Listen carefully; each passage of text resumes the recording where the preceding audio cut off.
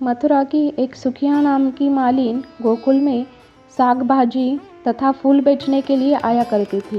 वह गोकुल में गोपियों के घर पुष्प, तुलसी इत्यादि देने जाती थी और गोपियों से कन्हैया की बातें सुना करती थी। नमस्कार, भक्ति रस चैनल में आपका स्वागत है। आज हम आपको श्री कृष्ण की और एक सुंदर बाल लीला के दर्शन कराएंगे। तो चलो आगे बढ़ते हैं श्री कृष्ण की और एक बाल लीला सुनने के लिए। जब मालिन गोकुल आकर गोपियों से श्री कृष्ण की बातें सुनाती थी तो गोपियाँ मालिन को बताती कि नंद रानी यशोदा जी श्याम सुंदर को आंगन में नचा रही थी और ताली बजा बजा कर मधुर कोमल स्वर में गाना गा रही थी। कन्हैया के चरणों में नुपुर बज रहे थे तथा कमर में किंकणी शब्द कर रही थी। नन्ही नन्ही एड़िया में इतनी लालिमा थी कि पका हुआ बिंब फल भी उसके समता नहीं कर पाता था। कन्हैया जब यशोदा जी का गाना सुनते थे तो स्वयं भी गाने लगते थे और माता को ताली बजाते देख स्वयं भी ताली बजाने लगते थे। नाचते समय कन्हैया के गले में पहना हुआ अत्यंत सुंदर माला इस प्रकार झूल रहा था कि मानो बादलों के बीच द्वितीया का चांद प्रकाश फैल रहा हो। कन्हैया के माथे पर काली काली घुंघराली लटके लटक रही थी और ललाट पर लटकन ऐसे लटक रहा था मानो चंद्रमा के बीच तारे हो।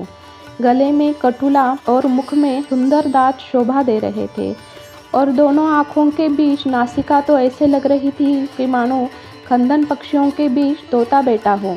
यशोदा जी अपने पुत्रों की सुंदरता पर निहाल होकर उन्हें नचा रही थी। गोपियाँ कहती, कन्हैया के उस समय की शोभा मेरे मन से हटती ही नहीं। मालिन को कृष्ण कथा सुनने का व्यसन सा हो गया था। जब वह गोपियों से कन्हैया की बातें न सुनती तो उसे अच्छा नहीं लगता था। लाला ने आज ऐसा किया, लाला ने वैसा किया, सुनते सुनते उसके हृदय में कृष्ण प्रेम अंकुरित होता था। उसे कन्हैया के दर्शन की भावना होने लगी। कृष्ण नाम में कुछ अद्भुत आकर्षण है। जिसके कान में यह समा जाता है वह दूसरा कुछ सुनना ही नहीं चाहता। कृष्ण नाम ने उस पर मोहनी डाली और मालिन उस पर निछावर हो गई।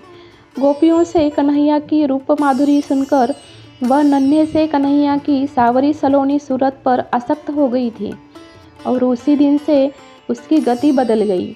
श्याम सुंदर की मनमोहिनी छवि सदैव उसके मन में बसी रहती और वह भावों के पुष्प चढ़ाकर ही उसकी पूजा अर्चा करा करती थी। मालिन नंद भवन के द्वार पर खड़ी रहती, सोचती थी कि कन्हैया कब बाहर आएगा और उसके कब दर्शन होंगे। मालिनी को कन्हैया के दर्शन की तीव्र लालसा हो गई थी, पर उसके मन में अभी भी सांसारिक वासनाएं थी। जब तक मनुष्य के मन में संसार रहता है तब तक वह भगवान के दर्शनों के योग्य नहीं होता। मालिन जब जब नंद भवन में कन्हैया के दर्शन करने आती, कन्हैया अंदर ही बैठा रहता, बाहर ही नहीं निकलता था। कई दिनों तक ऐसा होता रहा। मालिन कन्हैया की प्रतीक्षा करती रहती पर कन्हैया बाहर ही नहीं आते थे। कन्हैया उसके मनोभाव जानते थे पर उसके अनुराग को और बढ़ाने के लिए उस बोलते नहीं थे। जब भी वह आती कन्हैया खेलने के बहाने बाहर निकल जाते और वह बेचारी मन महसूस कर रह जाती।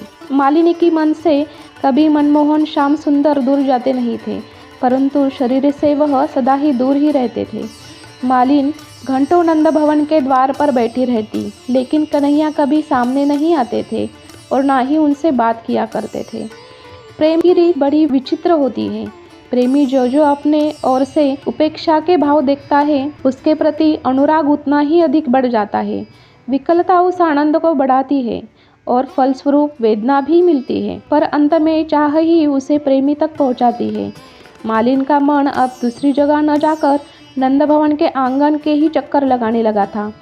कन्हैया कैसे मिलेंगे इस चिंता में उसका सदैव उसका धैर्य लुप्त हो गया। वह मन ही मन कहती, हे श्याम सुंदर, तुम कितने निष्ठुर क्यों हो?